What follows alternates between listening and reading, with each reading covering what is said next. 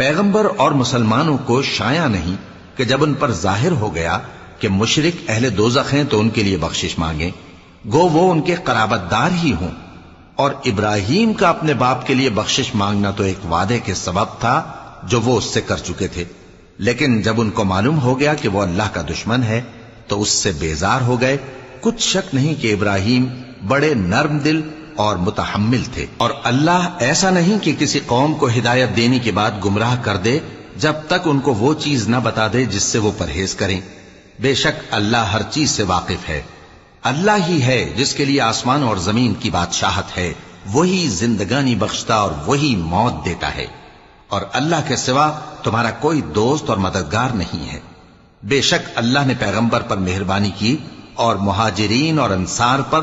जो बावजूद इसके कि उनमें से बाजों के दिल फिर जाने को थे, मुश्किल की घड़ी में पैगंबर के साथ